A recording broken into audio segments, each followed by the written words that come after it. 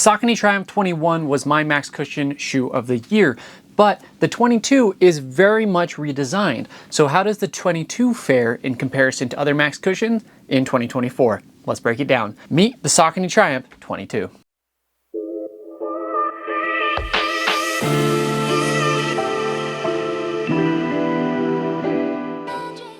What's up everyone, I'm Eric McIntyre, aka Rad Dad Bod, and you're watching Rad Dad Bod TV, where we review running shoes.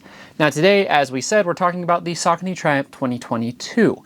Now, if this is your first time watching one of my videos, you may notice that there are some timestamps in the description below. So feel free to jump around to different aspects of the shoe or this review, but if you do so, I sure would appreciate if you came back and watched the full review when you get a second, because I put a lot of time and effort into making these as educational and comprehensive as possible for you. Now, to start this video, I do want to talk about some disclaimers, which are that I actually did buy this shoe with my own money. However, I was given a discount at my local running store, Utah Run. I produced content for them in the past, but I have no obligation to make this video or any other video, and no one actually gets to see this review beforehand, so these thoughts are entirely my own. Now, with that out of the way, let's talk about the intended use of this shoe. Now, the Saucony Triumph 22 is a max cushion daily trainer. So its primary use is going to be daily runs, easy runs, long runs, and really for some people it could kind of be a do-it-all shoe. Daily trainers are kind of that type of shoe that if you're only going to own one shoe, you want to own a daily trainer. Being max cushion though, in a shoe rotation, this would be used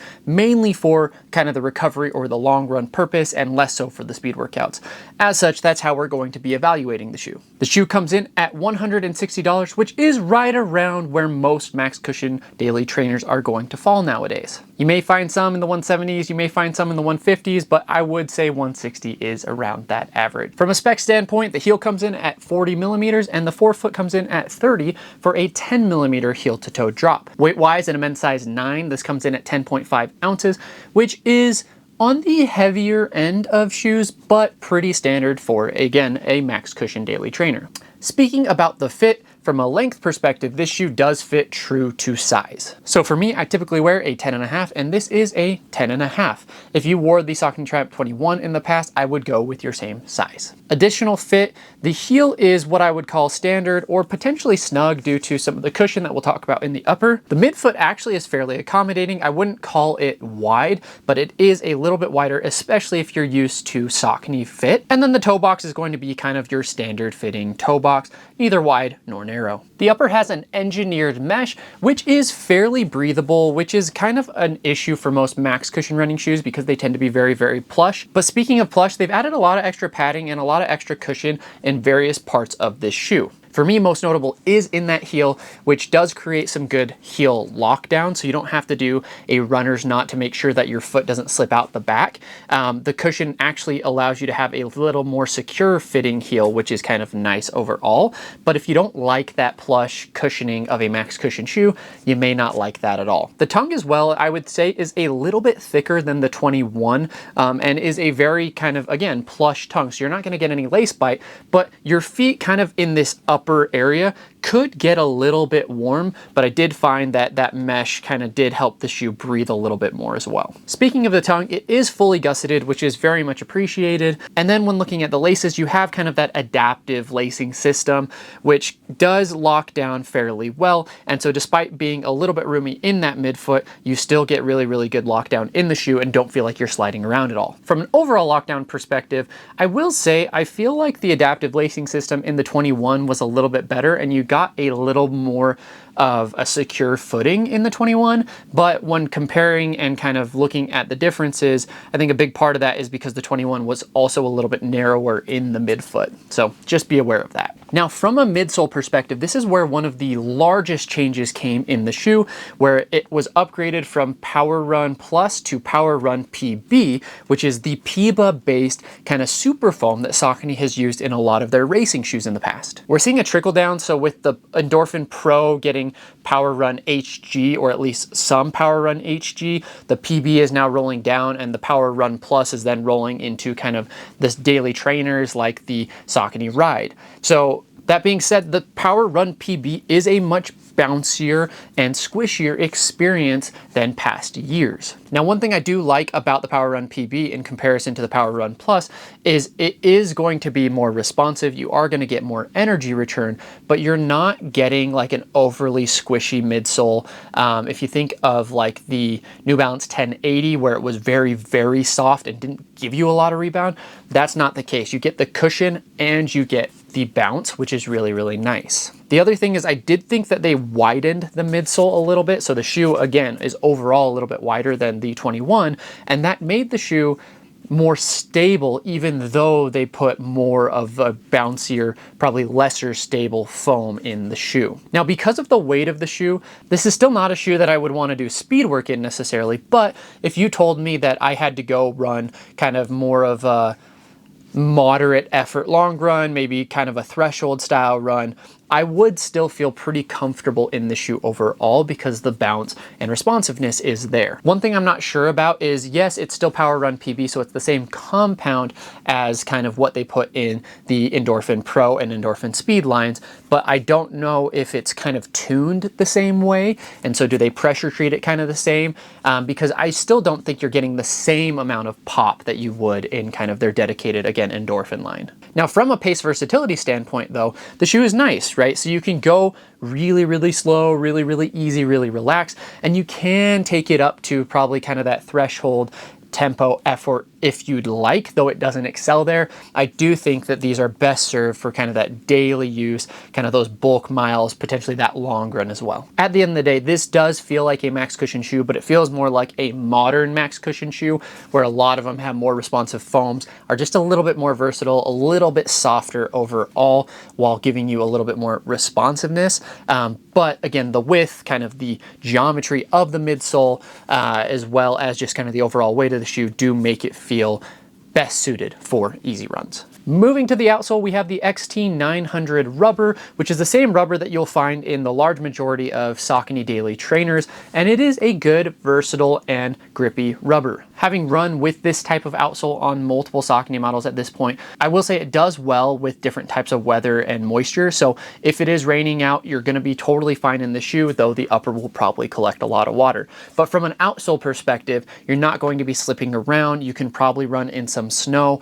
Nothing's really going to do super well on ice, but this is going to be a good kind of year-round shoe option. As far as who's this shoe for, honestly, this is going to be a really good shoe for almost any level of runner in my mind. I think some people might be tempted to use this as kind of a daily work shoe, as in you're like wearing it to work, whether you're a teacher, someone who's on their feet for a long time, so maybe someone in the healthcare industry.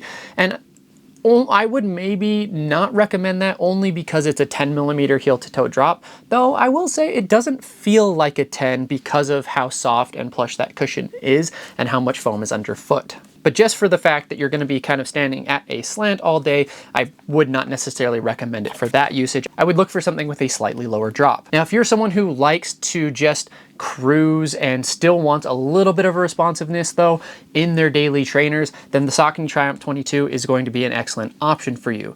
If you're someone who likes something that's a little bit firmer or something that doesn't maybe lull you into a sense of security where you may kind of zone out and start to pick up your pace a little bit, then you may want to go with something with a little bit more firm foam, something like the Asics Gel Nimbus or even the Hoka Clifton at this point compared to a lot of foams is a little bit firmer. If, however, you are someone who wants something that's very cushioned underfoot, going to keep you very comfortable and be able to let you go the distance, then the Saucony Triumph 22 is going to be an excellent option for you. Now, talking about comparisons, and this is the big one because like I said, the Triumph 21 was my max cushion shoe of the year in 2023. So did the 22 live up to the hype? Understanding kind of why I chose the 21 as my max cushion shoe of the year is really important in this context. I chose the Triumph 21 as my #1 option because it didn't perform like a max cushion shoe, even though you got all of that stack underfoot. The Power Run Plus is very soft, but it's actually a little bit firmer than the Power Run PB, so it didn't feel like an overly plush shoe underfoot.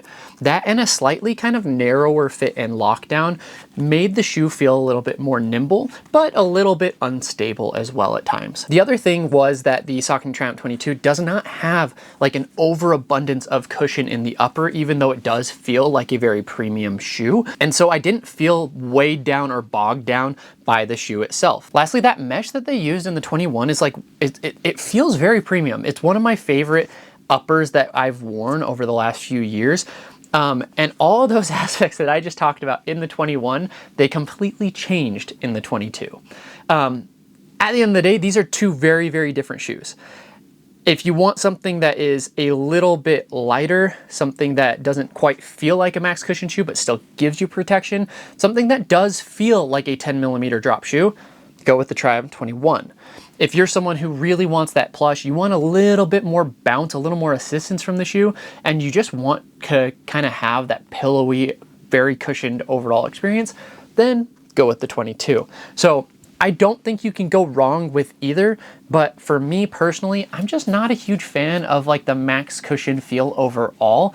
And so I like the 21 over the 22, but I look at them as very different shoes, and I think it will just come down to preference. Now, one shoe that I think is very similar to the 22 is the Hoka Skyflow, which released this year. You have a slightly more responsive EVA foam in the Skyflow, but it is still EVA, but it's softer and it's more plush, but it's also more bouncy than kind of like the Hoka Clifton. The difference between these two shoes though is I actually think that the Triumph 22, while being a little bit more bouncy, has a heavier and more kind of cushioned upper. So if you don't want to have kind of that max cushion upper feel, then the Skyflow is going to be a little bit better, not a lot better, but a little bit better in that regard. The Skyflow is going to be either a 5 or 6mm drop, I can't remember which, but it's going to be a lower drop shoe overall. So I think that's more accommodating for different foot and stride types than a 10mm would. But again, I don't feel like this feels like a 10mm heel to toe drop just because there is so much stack in that forefoot. Both of them have really solid outsoles as well. So both of these shoes I think are going to work great for those who like more of a max cushion feel, but want a little bit more bounce, a little bit more responsiveness than maybe your traditional max cushion approach. So some final thoughts on the Triumph 22. I think it's a really solid shoe overall. I did see that some people weren't huge fans of the shoe, and I think that speaks more to the fact that the Triumph 21 was really, really popular and really, really loved, and they changed so much in the shoe. It almost feels like this should be a different line almost. I should say it's nowhere near the Hurricane because the Hurricane is a support or stability shoe, and so but a lot of the aspects are the same in terms of overall plush and overall bulk. But anyway, if you find yourself wanting a max cushion shoe but maybe not wanting that traditional really, really kind of plush feel, but wanting something with a little bit more responsiveness, a little bit more bounce, a little better heel to toe transition, then I do think the Saucony Triumph 22 is going to be a winner for you. Just don't look at it as a successor to the Triumph 21 because that's just not what it is. So there you go. That's my review of the Triumph 22. If you have any questions, drop them in the comments below. Let me know what you think of the shoe. And with that, I'll just leave you guys with a question, which is, how do you feel about max cushion shoes in 2024? They seemingly keep getting taller. For me, I seem to be wanting something with a little bit more ground feel these days. So where do your preferences lie? Let me know in the comments. Thanks everyone.